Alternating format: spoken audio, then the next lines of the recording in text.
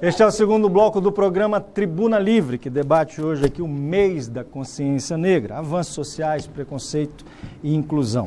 Além dos direitos humanos no Brasil, os nossos convidados de hoje, secretário de Justiça, Estadual de Justiça e Direitos Humanos, ex-deputado Nilson Mourão, professora Almerinda Cunha, ela que é diretora do Departamento de Promoção de Igualdade Racial do Governo do Estado. Professora Almerinda, a senhora falamos aqui no bloco anterior, e nós percebemos que existe uma patrulha ideológica também, em favor da aplicação dessa lei, tanto que antes de começarmos o programa a senhora falava que é proibido usar a palavra denegrir, porque ela é uma palavra que se refere ao negro de uma forma pejorativa. Eu pergunto, o humor neste país já teve, por exemplo, um personagem como o Mussum, nos Trapalhões, que tratava a questão da cor da pele dele de forma amena. Lúdica, exatamente. Isso não é muito mais pedagógico do que proibir as piadas, porque hoje seria impensável uns Trapalhões com o Mussum, com aquelas piadas que eles faziam de negro em referência a ele. Ou seja, a patrulha ideológica também não é mal-humorada nesse aspecto? Tá, então essa Não pode também, aproveitando a deixa, haver um racismo contra o branco? Olha, Deixa eu dizer mais só, ainda nessa mesma linha. Eli Regina, Eliane Catanhodo, Dona Laura, Dona Ivone Laura, Daniela Mercury, Lamartine Babo e Braguinha, todos eles exaltaram a cor negra nas suas obras. Para mim, esse tipo de coisa era muito mais educativo. Eu entendo. Porque também há quem diga, deputado, secretário Almerinda, que o preconceito é um sentimento, e sentimento não se legisla. ok. Então, senhores, é o seguinte. Primeiro eu posso afirmar que nós temos uma educação preconceituosa, racista, sexista e excludente. E eu sou professora. Há mais de 30 anos, vocês conhecem.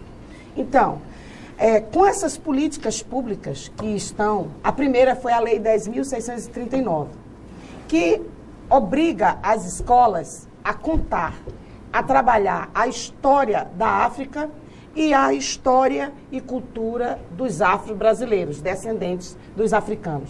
Por que isso? Porque a educação brasileira tem uma lacuna. Ela traz a história do branco, a história da Europa e não conta a história dos nossos ancestrais. Conta a história dos vencedores. Dos vencedores. Na ótica, a história oficial é a ótica dos vencedores. Então, índios e negros são excluídos da história oficial. Quem de vocês não lembra quais são as historinhas infantis que vocês leram na infância? As mesmas que eu li. Cinderela, Branca de Neve, Rapunzel, todo o tempo enaltecendo a cultura, a cor, a raça e a beleza do branco. E o negro e o índio excluído. Isso já nos torna admiradores da história, da cultura e da beleza do branco. E já nós, por desconhecimento, já temos uma tendência a ter um preconceito com a cultura indígena e africana. Então, tudo começa na educação. É de pequeno que se faz o grande. O que essas políticas vai trabalhar? Com relação aos estereótipos, os estereótipos não é que seja proibido, é porque houve uma construção através da educação para que fosse subentendido que o que é de preto não é bom. A cultura do preto foi menosprezada e foi enaltecida a cultura europeia. Então, a nossa educação é eurocêntrica e baseada na Europa, na cultura do branco. O índio e o negro foi prejudicado. Então, isso aqui vem resgatar. Se eu disser para vocês que nós, negros, recebemos a mesma cultura e por isso também temos preconceito, um negro um pouco mais clarinho tem preconceito com um negro mais escurinho e etc e tal. Por quê? Porque nós bebemos na mesma fonte. Então, nós precisamos fazer com que a nossa educação fortaleça a identidade étnico-racial de negros, de índios e de brancos, porque são crianças, são educandos, precisam receber o mesmo afeto, o mesmo carinho, o mesmo estímulo. Começa na educação. Mas respondendo à pergunta de vocês, antes não se sentia isso? Antes não se sentia isso? Se sentia. Nós, negros, sempre sentimos. Os estereótipos, as brincadeiras. Se você chegar numa sala de aula e perguntar, quem sabe piada de preto? Todo mundo sabe. E ri. Sabe quem não ri? O negro. O negro fica querendo que abra um buraco para ele se enterrar e sair dali. Aí o que é que faz? Afasta o negro da escola. Mas não, o negro tem falta de humor, não? Não, isso não é humor, não. Isso não é humor. Isso é racismo. Porque pode se fazer humor de outras formas que não venha desmerecer e ofender toda uma população. É racismo também quando se faz piada de loura burra? É preconceito, é discriminação e é racismo também, porque acha que as louras... Mas aí, permita-me, em virtude de tudo isso que você falou, e aí você está com o Estatuto da Igualdade Racial, você acha que é correto as cotas? Bom, uma sociedade brasileira, uma sociedade desigual, ela trata de modo diferente pela condição social. Então nós temos não só negros, mas nós temos brancos, contanto que sejam pobres. Eles entram numa situação extremamente em condições de desigualdade em relação aos demais.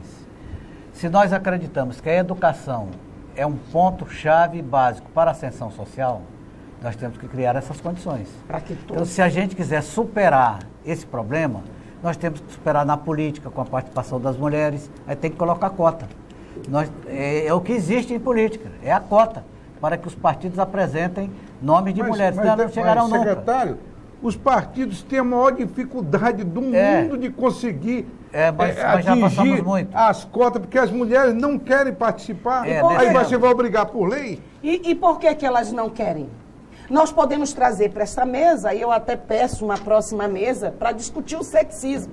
A sociedade patriarcal que tem construído uma construção social de que papel de mulher na cozinha. É servindo. Está superado já, professora. Essa ideia está superada. Não foi. A mulher, para vir para a política, a mulher, para assumir o seu comando, ela precisa ter políticas públicas que lhe permitam esse acesso. Porque ela não vai sair para a política deixando os filhos sozinhos, sem ter uma retaguarda que lhe forneça.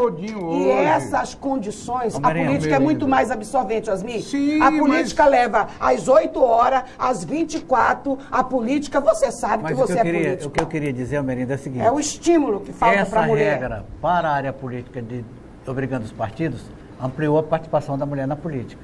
No ensino, é a mesma coisa. Se a gente quiser ver esses setores presentes nas universidades, tem que criar cota. Então, a cota instituída não é para privilegiar ninguém, é para resgatar uma iniquidade que foi construída na sociedade brasileira, impedindo, de fato, que os negros tenham acesso às universidades.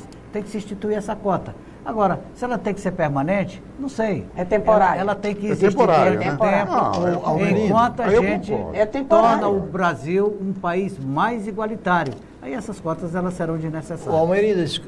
Então seria, só para entender bem a opinião de vocês defendem a cota como uma medida compensatória. E temporária. Quando nós tivemos um número bem expressivo de pessoas negras, de pobres, ascendendo à universidade, então as cotas são desnecessárias. Não teria mais sentido, né? Não teria mais sentido. Almerinda, os principais causas das discriminações a social, a racial, a econômica e a religiosa. Eu acho que no Brasil não tem... Não, faltou uma, se me permite. A sexual. A sexual, tá. Sim. Mas vamos deixar esse assunto depois. Você é mulher. Você é discriminada por ser mulher? Claro! Você é discriminada por ser negra? Também. Você é discriminada... Você é pobre ou rica? Pobre. Você é discriminada... Classe média, não é pobre. Não, hoje eu sou funcionária pública. Sim, eu não sou mendiga. Eu tenho um bom salário, graças a Deus e a nossa luta. É classe média. Então, mas eu nunca nasci em berço de ouro. Vocês me conhecem, vocês sabem, eu não sou rica. Então você se Mas sente... também Eu não é sou pobre. assalariada. Você se sente dupla ou triplamente discriminada? Claro, Não, e vou duplamente. explicar por quê. Duplamente.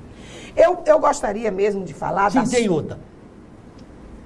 Que ser bonita ou feia, ela é linda, não? Eu acho ela bonita, sempre achei. Ah, muito obrigada, eu Não, agradeço. Eu agradeço. E Aliás, sempre eu o quero elogio, dizer... o elogio é sincero, eu acho agradeço. a beleza da cor negra, principalmente na mulher, extraordinária, Tá certo. sinceramente. Muito obrigado, a nossa raça acho. agradece. Agora, respondendo à pergunta, nós vivemos numa sociedade racista, sexista, entendeu? Machista. A sociedade é patriarcal. Houve só um pequeno momentozinho que a sociedade foi matriarcal, mas rapidamente acabou, porque o homem é o poder, o domínio, e imperou e acabou-se. Aí então, hoje, se nós compararmos os salários das mulheres com os dos homens, nós temos desvantagens. Porque se criou uma representação social de que a mulher tem que se dedicar para profissões de cuidadora. Exercendo o mesmo trabalho. Só não no funcionalismo público, Nilson. No funcionalismo público... Na iniciativa privada. Na iniciativa privada, a discrepância. E quem diz isso Não, é o discrepância Diese. existe em qualquer canto. Agora é saber se exercendo o mesmo A trabalho. mesma função. A mesma função. Isso é comprovado? Tem. O Diese está aí colocando. Mas e eu não as estou mulheres estão falando... ocupando eu- cargo relevantíssimo nas E empresas privadas. Deixa eu dizer para vocês como funciona aqui no Brasil, tudo é dissimulado, senhores. Senhores, nós já fizemos estudo sobre a questão de gênero. E as mulheres são prejudicadas, não só na relação afetiva, na relação social, mas no emprego. Porque se designou que para os homens, era a profissão médico, engenheiro, advogado. Para as mulheres, professora, enfermeira, cuidadora de idosos. Quer dizer, parece que na cabeça de alguns patriarcais, mulher nasceu para cuidar, para servir, para embelezar. Fazer um ligeiro à parte. Você colocou aí uma profissão que é a mais nobre de todas. Mas é a que ganha menos. Professor. Não entrar, não vou Pensei entrar que era nessa cuidadora discussão. de idoso. Não. É nobre, Agora, não, a Professora, nobreza não se reflete em Não, mas eu salário. não vou discutir questão financeira. Estou dizendo que de todas as profissões, a mais bonita que você falou aí, pertence a que você colocou como mulher, Tá. que é a professora. Ótimo, Osni, mas você sabe que um professor não ganha igual um doutor. Não, isso aí Infelizmente... é uma segunda discussão. Não, a segunda discussão que você já acompanhou toda a nossa luta sindical e movimento sindical no estado do Acre. E o advogado, o médico, o engenheiro tem um patamar salarial muito mais alto que o professor. Então, a nobreza e a relevância da nossa profissão não se materializa em salário. Isso eu não. Nos deixa Isso com um eu concordo. sentimento de Mas, inferioridade Merenda, muito grande. Marina, entendeu? você não acha que nesse aspecto profissional e tudo, o questionamento que o Arquibaldo fez para você ainda agora não é válido, de que esse problema, pelo menos teoricamente, está em andamento, uma superação dele, né? Ah, claro. Isso é um problema mais ou menos superado? Não está superado, mas existem políticas públicas. Enquanto concepção, porque você não encontra uma posição oficializada fazendo esse tipo de discriminação.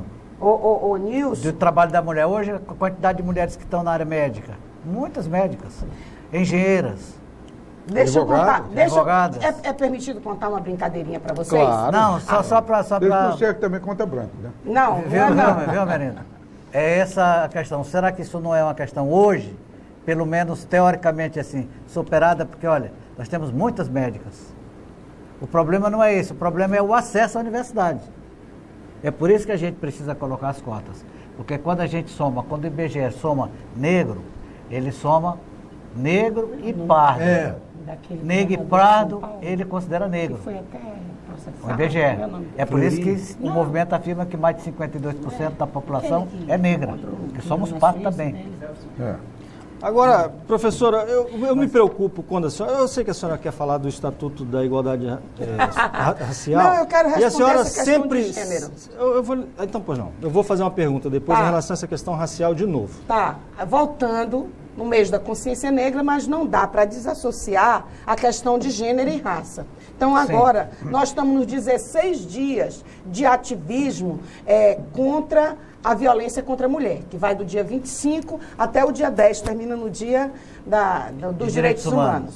E está amenizado. Nós já tivemos muita vitória enquanto mulheres. Isso. Existe a Secretaria Nacional de Políticas para as Mulheres. No estado nós temos a CEP Mulheres. No município nós temos a SEMAN. Nós temos a Casa Rosa Mulher. Nós temos Delegacia da Mulher. Então, muitas políticas públicas, muitas políticas públicas diminuíram a situação desfavorável da mulher. Desfavorável. Mas ainda há que manter essas políticas por muito tempo. Porque a equidade de gênero, Nilson, não está garantida ainda. Temos muita luta pela frente. E se nós não conseguimos ver no funcionalismo essa disparidade salarial, porque o professor e a professora ganham o mesmo, mas na empresa privada existe. E existe assínios, como dizia eu estou esquecido do nome do governador de São Paulo, que os professores estavam em greve e foram lá, ele recebeu no palácio disso. O problema de vocês, professoras, não é o salário que é pouco, é que vocês são mal casadas. Quem tem que sustentar vocês é o marido.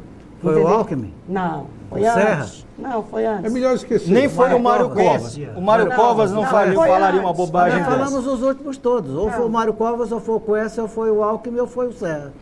Não tem outro. Daqui a pouco eu Jânio lembro e retomo. Quadros, Depois Marinho, eu retomo. Não. Montoro. Ele tinha, Professor Almerindo, deixa eu lhe fazer. Voltando para cá, então. Fechando essa questão de gênero.